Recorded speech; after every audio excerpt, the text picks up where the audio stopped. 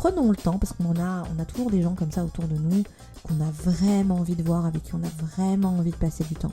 Mais on n'a pas encore trouvé la bonne formule. Et je crois que chercher la bonne formule, le bon mode d'emploi, la bonne configuration qui nous permette d'être chacun, l'un et l'autre, les uns et les autres, dans un espace agréable de partage, eh bien c'est possible en fait de le trouver et il faut s'orienter vers ça, le chercher et garder espoir que c'est tout à fait possible.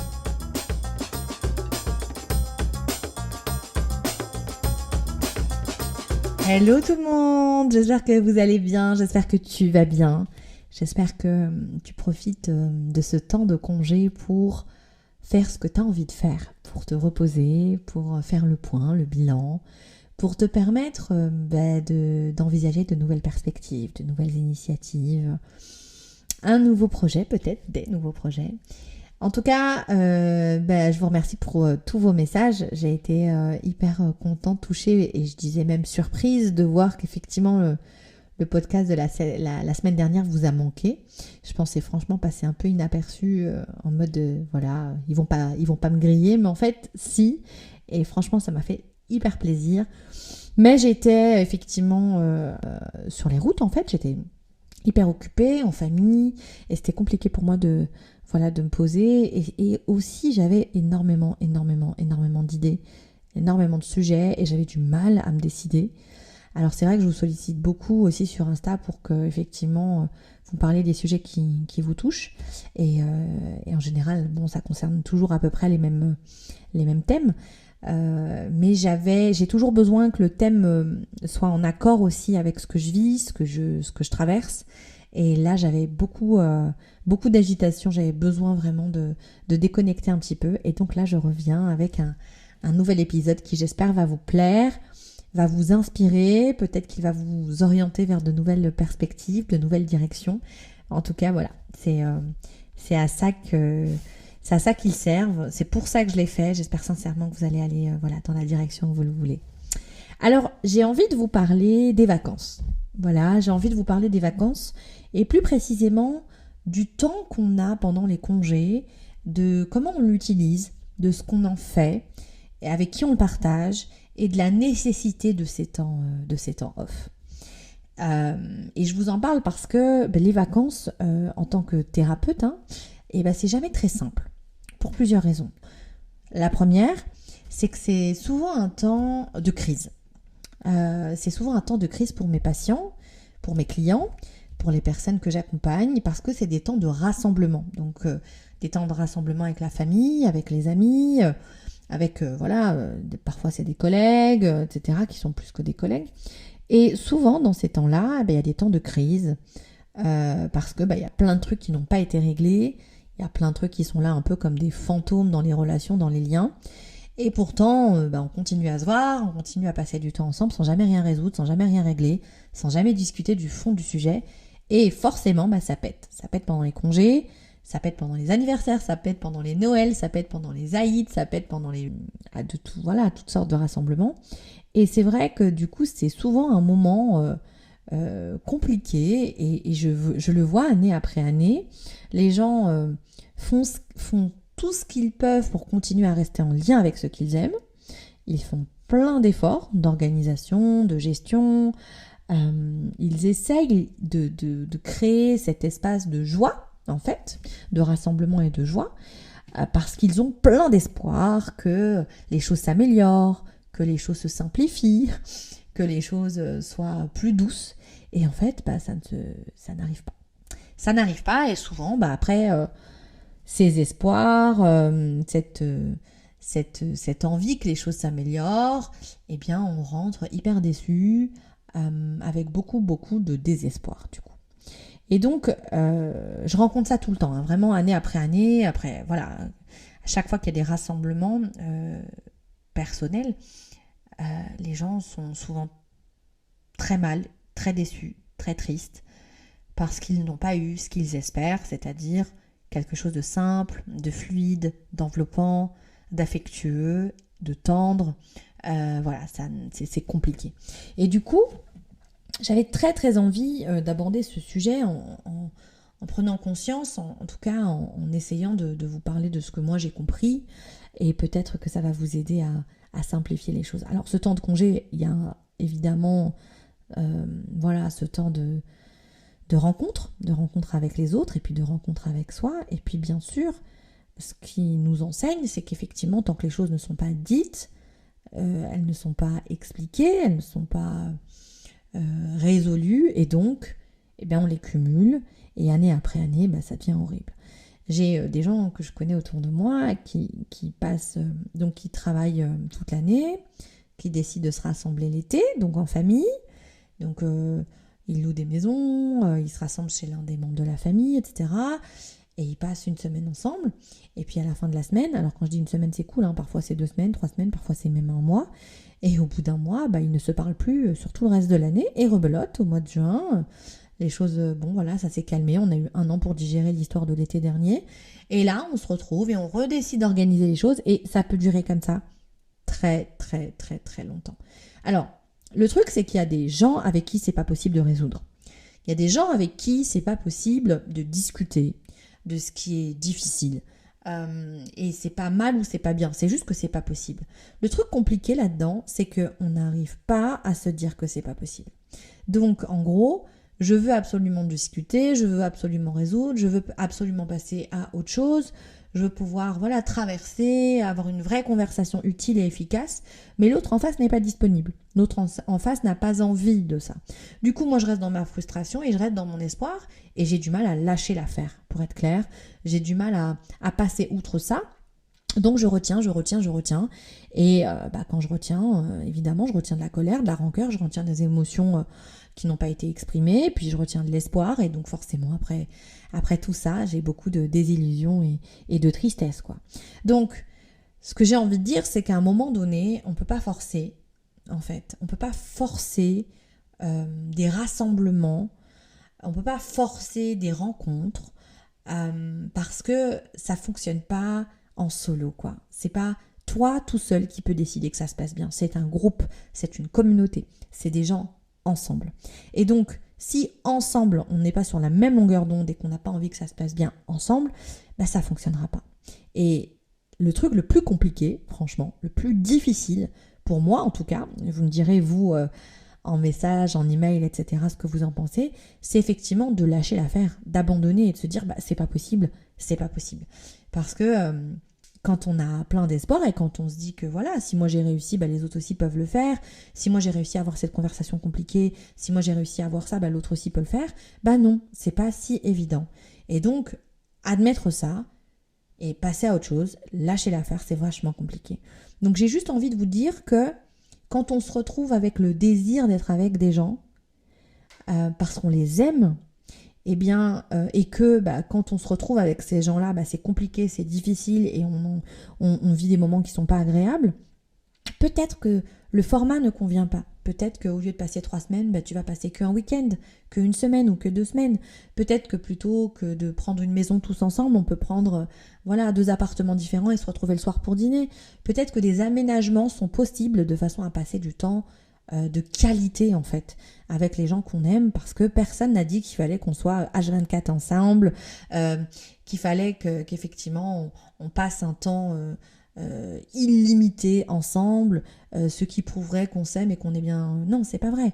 Il y a plein de manières d'être ensemble, à chacun de trouver la sienne, et puis à chacun de trouver la sienne avec chacun des membres qui constituent notre environnement. Et ça demande de l'intelligence, ça demande de la remise en question, ça demande de la réflexion, ça demande de se questionner sur comment l'autre m'envahit, comment moi j'envahis l'autre. Et c'est vraiment, je trouve, un beau chemin, un chemin de sagesse qui permet d'aller à un niveau supérieur dans la relation et dans le lien. Et puis surtout, ça permet de ne pas se gâcher les vacances. Parce que, in fine, le temps que tu as passé à te fâcher avec un tel, à critiquer une telle, à voir comment l'autre s'est comporté, à machin un truc, c'est pas du temps dont tu as bénéficié pour te reposer, pour te régénérer, pour être dans la joie, dans le plaisir, etc. Donc, prenons le temps, parce on a toujours des gens comme ça autour de nous, qu'on a vraiment envie de voir, avec qui on a vraiment envie de passer du temps. Mais on n'a pas encore trouvé la bonne formule. Et je crois que chercher la bonne formule, le bon mode d'emploi, la bonne configuration qui nous permette d'être chacun, l'un et l'autre, les uns et les autres, dans un espace agréable de partage, eh bien c'est possible en fait de le trouver et il faut s'orienter vers ça, le chercher et garder espoir que c'est tout à fait possible. Ça c'est le premier point que je voulais aborder, effectivement ce temps de rassemblement, de congés, etc. Il y a un autre temps qui est nécessaire pendant les congés et qui effectivement est pas simple pour la majeure partie d'entre nous, c'est ce temps de calme en fait, ce temps de silence. On est dans une société qui glorifie l'action, qui glorifie l'agitation, qui glorifie le faire. Il faut faire, il faut faire, il faut faire. Il faut s'activer. Alors il faut s'activer dans notre tête, il faut s'activer dans notre corps, il faut s'activer dans la production, c'est-à-dire ce qu'on doit faire doit être vu, doit être visible.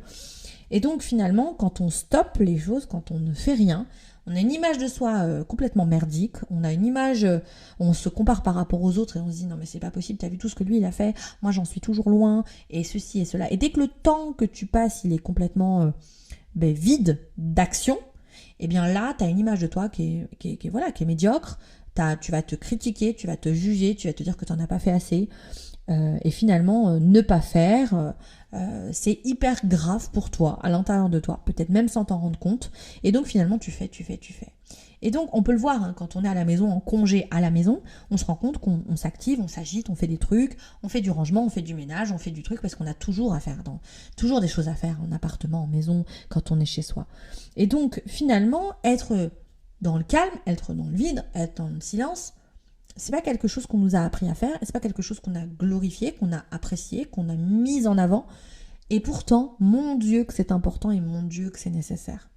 Alors, je vais commencer par ça, je vais commencer par vous inviter vraiment à aller lire autour de ça, à aller lire autour du calme et du silence et de la non-action, donc de cette idée de rien faire. D'abord sur les plans purement neuroscientifiques, de la nécessité qu'a notre cerveau de se taire en fait, de ne pas agir et des bénéfices que cela peut nous apporter, c'est extrêmement important.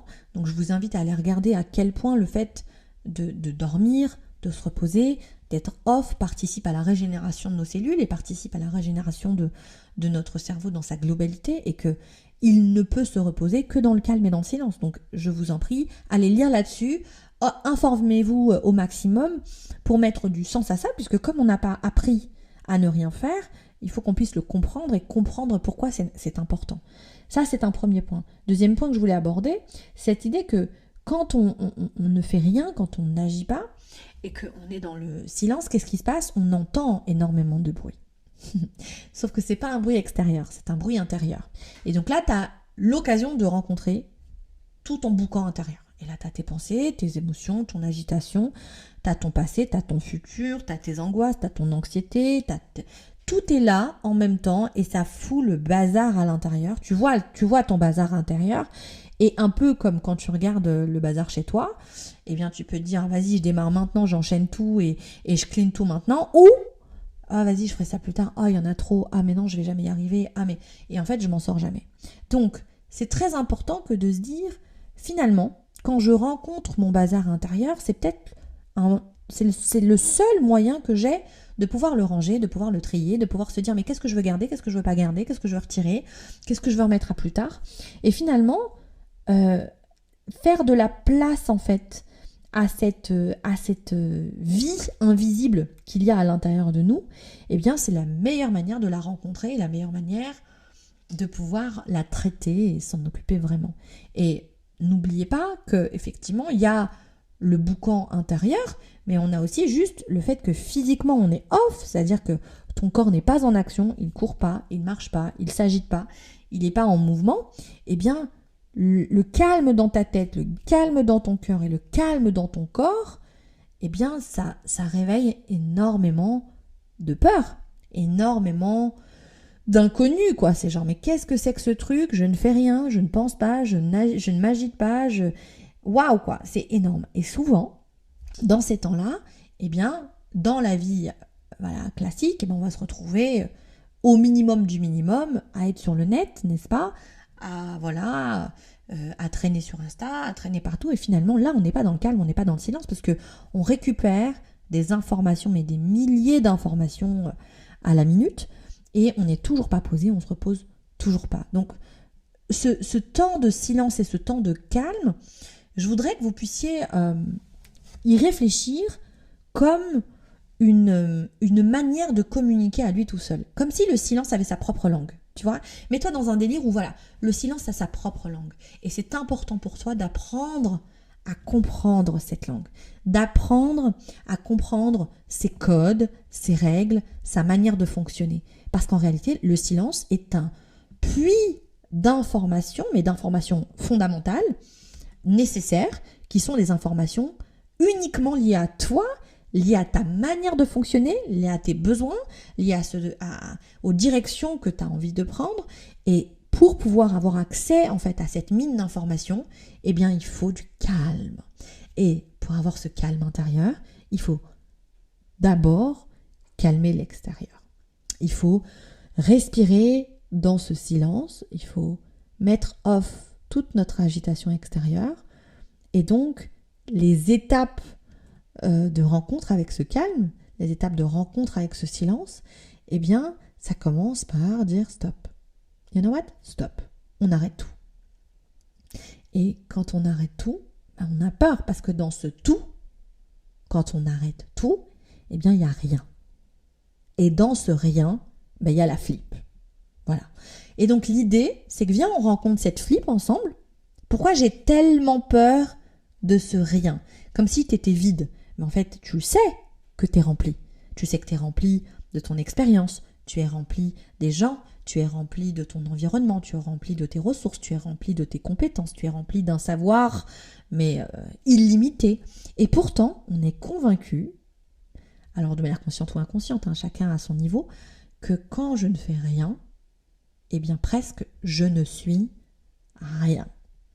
Comme si c'était l'action qui te donnait de la valeur. C'est l'action qui te fait exister. Et donc du coup, quand on n'est plus dans l'action, c'est le vide intersidéral. Et là, on est en flip de tout parce qu'on n'est absolument rien à ce moment-là pour soi. Et donc mon invitation, c'est que si tu continues dans ce schmilblick de je ne suis rien, si je ne fais rien, eh bien, tu participes à une espèce de consommation de l'action, à une espèce de dénigrement de toi-même quand tu es dans le non-action, donc quand tu es dans le calme et le silence. Et finalement, à aucun endroit, tu as de l'espace pour te rencontrer. Donc, les congés, c'est ça. Les congés, c'est une rencontre. C'est une rencontre avec les autres, ceux qu'on aime, nos proches, ceux avec qui on décide de passer du temps. Et c'est une rencontre avec soi. Ce soi que finalement, on ne connaît pas tant que ça, puisque c'est un soi qui est off. Voilà, c'est un soi qui est censé être off. Après, on voit bien que on a des gens qui sont en congé, qui ont besoin d'être actifs super énormément, qui ont besoin d'aller visiter des choses, qui ont besoin d'être en city trip permanent. On a des gens qui aiment faire du farniente, mais qui vont cumuler des informations, au niveau de des magazines, de Insta, de toutes ces choses qui effectivement nourrissent des parties de nous qui sont un peu curieuses. On en a qui vont en profiter pour lire, qui vont en profiter pour se poser, qui vont en profiter pour faire des bilans. Il y en a qui vont en profiter aussi pour travailler, pour créer, pour peu importe ce que tu décides de faire, n'oublie pas, ce temps de silence doit être intégré à ta vie, mais de manière journalière. Et tous les jours, tu dois te dire, alright, je vais me donner mes 5 minutes de silence, je vais me donner mes 10 minutes de silence, je vais me donner mes 15 minutes de silence à strictement rien. C'est-à-dire, mon cerveau est dans le vide, mon corps est dans le vide. Et là, je rencontre ce vide. Alors bien sûr, selon les philosophies, selon les cultures, il y a plein de manières de pouvoir rencontrer ce silence. Je vous invite à aller chercher des infos autour de ça, parce que pour moi, la rencontre avec soi, la rencontre avec son calme, la rencontre avec son silence, c'est le début de l'histoire. Et c'est tellement dur. Moi qui suis quelqu'un d'hyper active, quelqu'un qui est extrêmement dans l'action, qui construit énormément, qui au départ, être dans le calme, être dans le silence, c'était presque un non-sens en fait. C'est un non-sens tout simplement. Et petit à petit, en commençant à apprécier ma compagnie, en commençant à apprécier ce temps de vide qui était aussi là pour me remplir d'oxygène, pour me remplir de calme, pour me remplir de légèreté et de fraîcheur. Et aujourd'hui, il est devenu nécessaire et fondamental. Et c'est vrai que c'est des temps de créativité énormissimes, quoi. Donc, je suis là aujourd'hui pour prôner le ne rien faire sans culpabilité, le ne rien faire pour être en contact avec soi. Alors, je vous demande de profiter de ces temps off, de ces soirées, de ces week-ends, de ces congés pour aller à votre rencontre. Voilà, on arrive à la fin de l'épisode. Je vous aime très très fort. Je vous remercie pour votre écoute. Je vous remercie pour vos partages. Parce que c'est comme ça que ce genre de médias existe. C'est grâce à vous et à vos partages et à votre encouragement. Donc merci pour tout. Je vous embrasse très très fort. Et je vous retrouve la semaine prochaine pour un nouvel épisode.